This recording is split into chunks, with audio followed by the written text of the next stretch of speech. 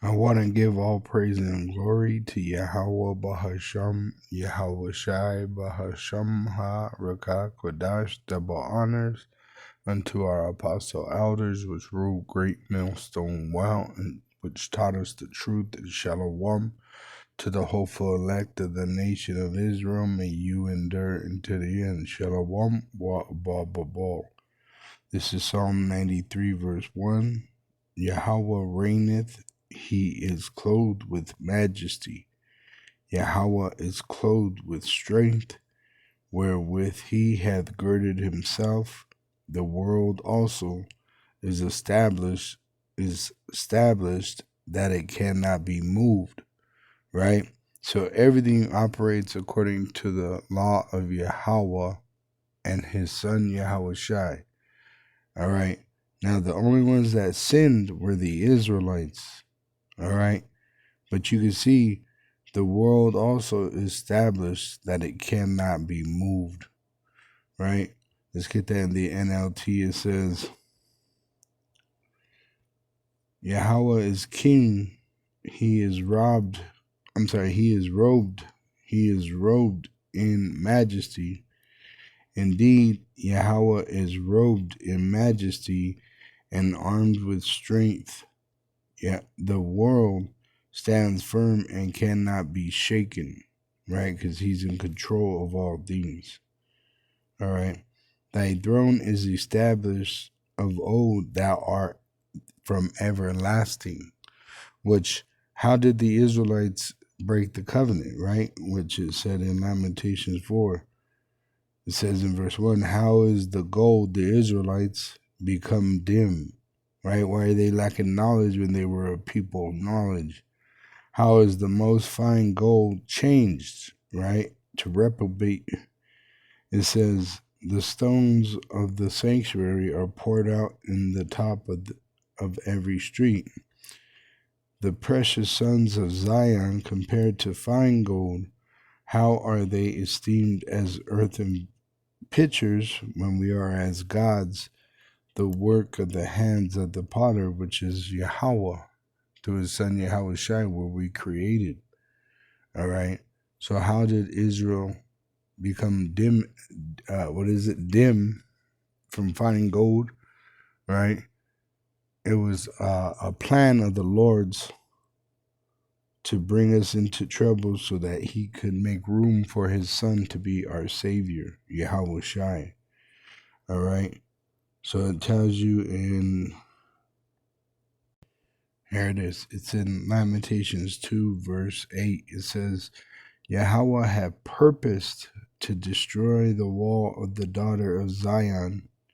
He had stretched out a line. He had not withdrawn his hand from destroying. Therefore he made the rampart and the wall to lament. They languished together. And here, America, you got Southern Kingdom and Northern Kingdom, just like in Egypt. But in Babylon, the Northern Kingdom and the Southern Kingdom went in slavery under Babylon. All right. At different times, but the same captivity. All right.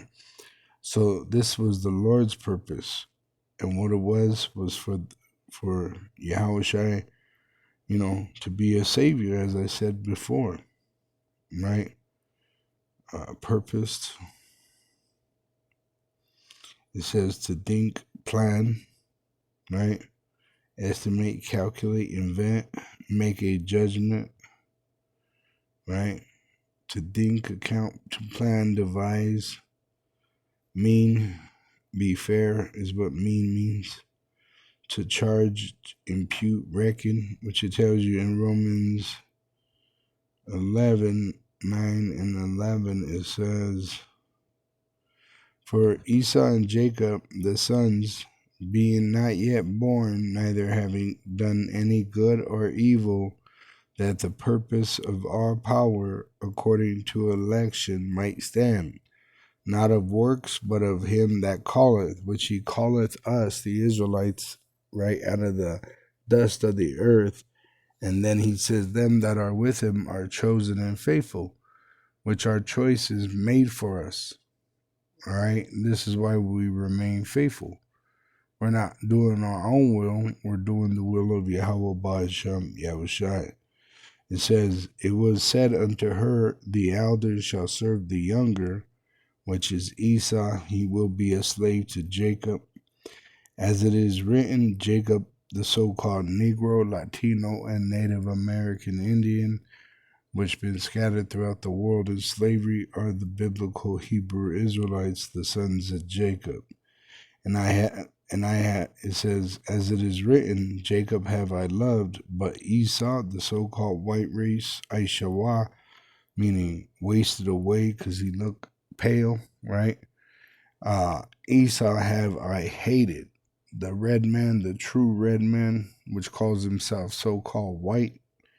Esau, Edom, the so-called Caucasians are the descendants of Esau, whose name was changed to Edom because he ate the red pottage in exchange for his birthright. He sold it to Jacob.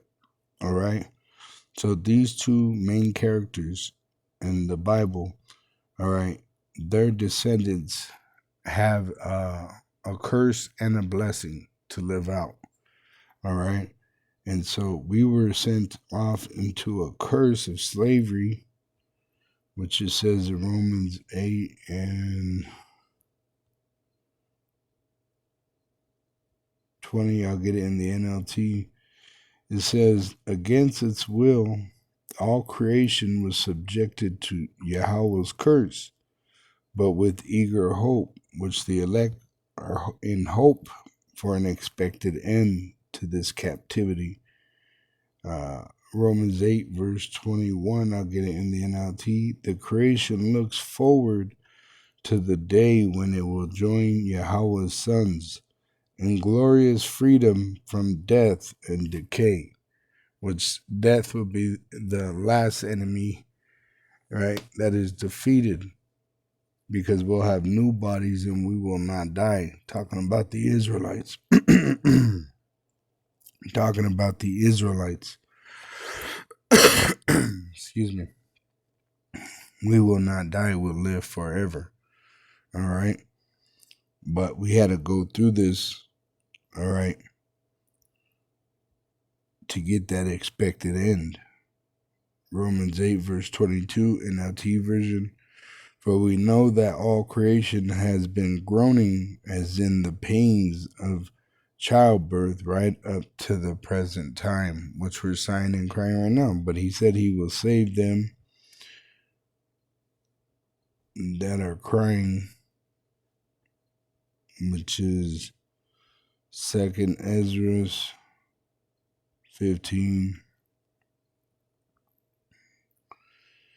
It says in verse 9, and therefore saith the Lord, I will surely avenge them and receive unto me all the innocent blood from among them. Let's see. In fact, I'll start up a little more. It says, I'll start at 4. It says, for all the unfaithful shall die in their unfaithfulness, talking about the Israelites in America that do not believe in this truth. They're going to die in their unfaithfulness. Behold, saith the Lord, I will bring plagues upon the world, the sword, the so-called white race, their weapon of mass destruction, which they're going to cause famine, death, and destruction, which they were given a great sword, the nuclear missile. For wickedness hath exceedingly polluted the whole earth, and their hurtful works are fulfilled. Therefore saith the Lord, I will hold my tongue no more as touching their wickedness, which they profanely commit, neither will I suffer them in those things in which they wickedly exercise themselves. Behold, the innocent and righteous blood crieth unto me, and the souls of the just complain continually, talking about the elect of Israel.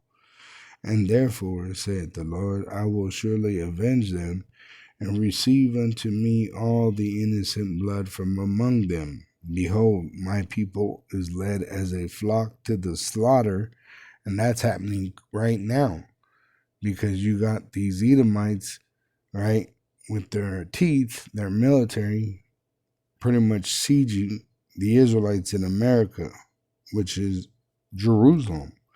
All right. The hopeful elect, right? They're the new Jerusalem, but the Israelites altogether are Jerusalem. So just like they sieged Jerusalem in the past, right? They're sieging Jerusalem right now. They're surrounding us, right? They're shutting down the borders with Mexico and Canada, right? They're making it where you can't travel, where you won't be able to leave no more. Soon you won't even be able to leave different states because they're going to be in martial law, right? So we're in that time of the Lord bringing us out, and He's gonna ransom the Israelites with the other nations. He's gonna slaughter these heathen, all right, for the Israelites' sake. Obadiah verse 15, it says, "For the day of Yahweh is near upon all the heathen. As thou hast done, it shall be done unto thee. Thy reward shall return upon thine own head. For as ye have drunk upon my holy mountain, so shall all the heathen drink continually," which they're going to go into slavery under us, and we're going to be able to pay them back for what they've done unto us, which is a righteous thing in the eye of the Lord. Yea, they shall drink, and they shall swallow down, and they shall be as though they had not been, right? The whole entire system of what you witness all around the world will be gone. All right, when Yahushua returns, nuclear destruction of America and the destruction of their angels, the military that will be gathered in the valley of Jehoshaphat from Turkey to Yemen, all them that are there will be burnt up, which they're going to gather a lot of troops through draft, right? Because of the World War III that's taking place right now, but it's going to get hot and activated by it moving into that land. When they move into that land, after the Edomite brings out the implantable microchip and makes it mandatory for buying and selling an ID, right? To ID yourself, identify yourself. All right, nuclear missiles are going to rain on America, and the troops that are gathered in the Valley of Jehoshaphat will be mounted there. All right. And then the remnant of their races, right, the elite that built bunkers and are hiding in them and begging the rocks to fall on them, they're going to go into slavery under the Israelite. It says, "But upon Mount Zion, the Israelite, shall be deliverance, and there shall be holiness, and the house of Jacob shall possess their possessions. And the house of Jacob shall be a fire, and the house of Joseph a flame," which we're telling you this truth. "And the house of Esau for stubble." The house of Esau is built on lies, so their lies are being burnt up, and they're being revealed with their shame. "And they shall kindle in them, come together in Yahweh Ba'ashem Yahushai, and devour them." We win. All right, we win. At the end of the story, the Israelites are going to win. All right, the elect are going to win. All right, it says, "And there shall not be any remaining of the house of Esau," the so-called white race. Eventually, they're going to be made extinct, for Yahweh has spoken it. All right, this is a promise of the supreme power, Yahweh Bahasham Yahushai. Shalom to the elect, Wa Abababo.